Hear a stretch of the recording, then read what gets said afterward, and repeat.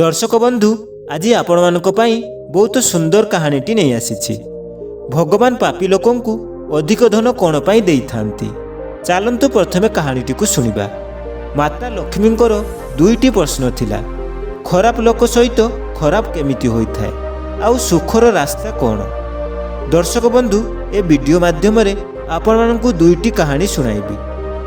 आपण माने तो जानिछंती जे भल लोक थांती तांको सहित खराब होइथाय आउ जे खराब लोक थांती तांको सहित भल होइथाय।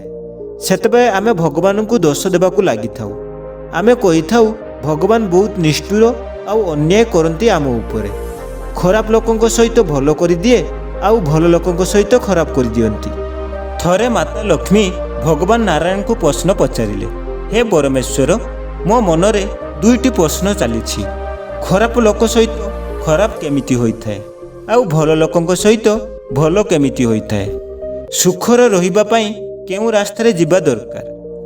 लोके कहंती आपण खराब सहित खराब करि थांती आउ भल लोकंकर सहायता करि थांती।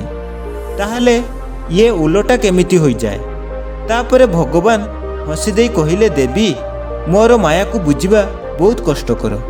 चलो मु तुमको पृथ्वी लोक को नहीं जीवी, सेठारे तमे सबु किछि बुझी पारिबो एमिति कोन पई होइथाय। तापरे भगवान आ माता लक्ष्मी गोटिए गरीब लोकंकर रूप नहीं गोटिए धनी लोकंकर घर को गले। संध्या हेबाकू जाउथाय। भगवान नारायण रातिरे से लोकंक घरे विश्राम करिवे बोली कहिले। धनी व्यक्ति तांकू घर को तो डाकी आनिले, किंतु जेउ घरे अतिथि रुहंती सेटारे रहिबाकू मना करिदेले आउ नाही भगवान को खाइबा कथा पचारिले। से धनी लोकंक घरे गोटिए भंगा स्टोर रूम थिला, सेठारे रहिबाकू कहिले। सेई छोट स्टोर रूम रे भगवान आउ माता लक्ष्मी रहीगले। सेठारे ठंडा आउ बहुत असुविधा होउथाय। भगवान चाहि थांते तो सेई स्टोर रूम को राजमहल बनाई देई पारि थांते, किंतु तांकु तो माता लक्ष्मींकर प्रश्नर समाधान करिबार थिला। सेतिपई सेमाने सेई स्टोर रूम रे भंगा घरे सोईगले। किछि समय परे भगवान देखिले सेई भंगा स्टोर रूम रे कांथरे बड़ गात थिला।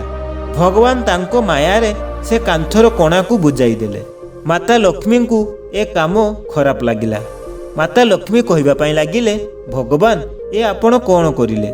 ए कंजूस आउ दुष्ट धनी लोकंकर घरर कांथ ठीक करि देले, जी आमको अतिथि घरे न रखी भंगा ए स्टोर रूम रे रहिबाकू देले, जी आमको खाद्य खाइबा विषय भी पचारिले नाही, ताकू तमे साहाय्य करछो। आउ जदि साहाय्य करिबार थिला ताहाले कौनसी गरीब लोकंकर साहाय्य करिथांतो। तापरे भगवान कहिले, हे देवी किछि जिनिस जहा देखा जाइथाए ताहा होई न थाए। आमको एठारे रहिबाकू देले आमे एतिकी तो कर्तव्य करि परिबा। ए घरर कांथ कोणा थिला मु ठीक करिदेली, एठारे कोन खराब हैला। किंतु माता लक्ष्मी राति सारा से धनी लोकंकु बहुत कथा कहिले। ता परदिन सकाळ सूर्य उदय हेबा पूर्वरु माता लक्ष्मी आउ भगवान से धनी लोकंक घरु छाड़ी आगकू चलीगले। ता परदिन गोटिए गरीब लोकंकर घर जाई रहिले। से घर गोटिए कृषकर थिला। कृषक आउ स्त्री देखिले किए जणे अन्य राज्यरु आसीछंती तांको घरकू। सेमाने भगवानकर बहुत स्वागत करिले। से कृषकंक घरे जहा भी खाइबाकू थिला से सबु देले। जेतेबे सोइबार समय आसिला कृषक तांकर खट सोइबाकू छाड़ी देले। से कृषकंक घरे गोटिए खट आउ गोटिए सोइबार सज थिला। कृषक आउ तांकर पत्नी तळे माटीरे सोई पड़िले। माता लक्ष्मी कृषकर आदर संस्कार देखि बहुत प्रसन्न हेले। आउ जेतेबे सकाळु उठिले माँ लक्ष्मी देखिले कृषक आउ तांकर पत्नी बसी कांदुथिले, काहेकि ना तांकर गाई मरी जाइथिला। एहा देखि माता लक्ष्मी को बहुत दुख हैला। माता लक्ष्मी भाबुथांती केते भल लोक एमाने, बिचारा गाईर क्षीर बिक्री करी पेट पालती। से गाई भी एथर मरीगला। एथर माता लक्ष्मी भगवान नारायण को उपरे रागरे कहबा पई लागिले, आपण ये कोन करिदेले। ये गरीब कृषकर गाई को मारिदेले। ये आमको रहिबाकू आश्रय देले आउ निजे बिचारा तळे माटीरे सोइले आउ आमको खटरे सुआइले, खाइबाकू खाद्य देले। आउ से धनी लोकटी आम सहित भिकारी भई व्यवहार करिला। आउ तांकर आपण କାନ୍ଥର ମରାମତି କରିଦେଲେ। ଏ କେମିତିକା ନ୍ୟାୟ ଅଟେ? ଭଗବାନ କହନ୍ତି, ଲକ୍ଷ୍ମୀଜୀ, ଉଦାସ ହେବାର କିଛି କଥା ନାହିଁ। ମୁଁ ଏହା କରିଛି ଯାହା ସେମାନଙ୍କ ପାଇଁ ଠିକ୍ ଅଛି, ଆଉ ସେମାନଙ୍କ ପ୍ରତି ନ୍ୟାୟ ହେବ। ଯେତେବେଳେ ଆମେ ସେ ଧନୀ ଲୋକଙ୍କ ଭଙ୍ଗା ଘରେ ଥିଲେ, ସେତେବେଳେ ସେ ଧନୀ ଲୋକଙ୍କର ବ୍ୟବହାର ମୋତେ ବି ଖରାପ ଲାଗିଥିଲା। ସେଥିପାଇଁ ମୁଁ ତାଙ୍କର କାନ୍ଥ କଣା ବନ୍ଦ କରିଦେଇଥିଲି। କାହିଁକି ନା ସେ କାନ୍ଥର କଣା ସେ ପାଖରେ ବହୁତ ଧନ ଖଜଣା ରଖାଯାଇଥିଲା। ଆଉ ସେ ଜମିଦାରଟି ପ୍ରଥମରୁ ହିଁ ବହୁତ ଲୋଭୀ ଆଉ କଞ୍ଜୁସ ଥିଲେ। ଯଦି ମୁଁ ସେ କାନ୍ଥର କଣାକୁ ବନ୍ଦ ନ କରିଥାନ୍ତି, ତାହେଲେ ଯେଉଁଦିନ ସେ ଜମିଦାର ତାଙ୍କର ନଜର ସେଠାରେ ପଡ଼ିଯାଇଥାନ୍ତା, ସେ ଜମିଦାର ଆହୁରି ମାଲାମାଲ ହୋଇଯାଇଥାନ୍ତା। ଆଉ ରହିଲା ସେ କୃଷକର ଗାଈର ମରିବା କଥା। ତାଙ୍କର ଗାଈ ମୋର ଇଚ୍ଛାରେ ହିଁ ମରିଛି। କାହିଁକି ନା ଆଜି ରାତିରେ କୃଷକର ସ୍ତ୍ରୀ ମରିବାର ଥିଲା।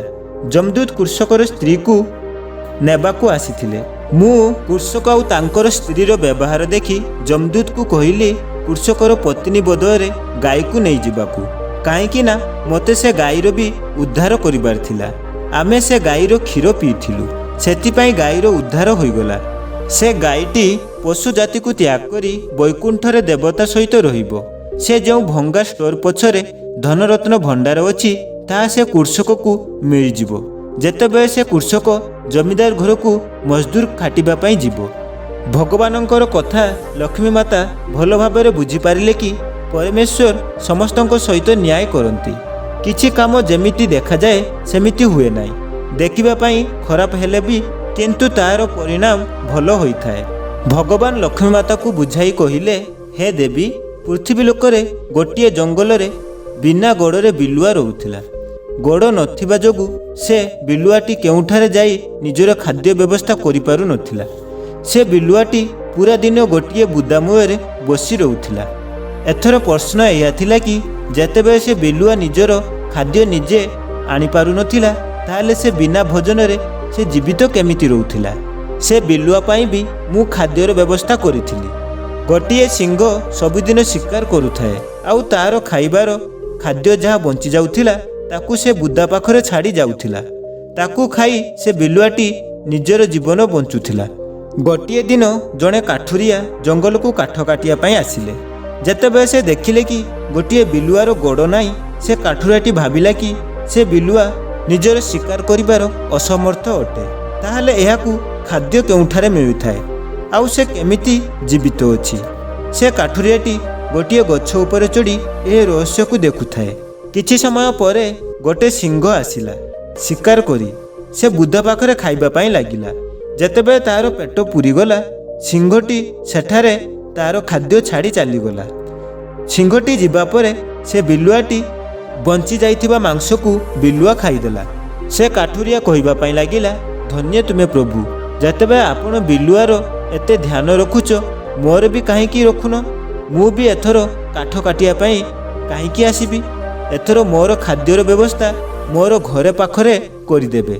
ମୁଁ ବି ଏଥର ଘରେ ଆରାମରେ ପଡ଼ି ରହିବି, ଆଉ ଖାଦ୍ୟ ତ ଆପଣ ବଟାଇ ଦେବେ। ଏତିକି କହି ସେ କାଠୁରିଆ ଘରେ ଯାଇ ବସିଗଲା। ଗୋଟିଏ ଦିନ ହୋଇଗଲା, କେଉଁଠି ବି ଖାଦ୍ୟ ଆସିଲା ନାହିଁ।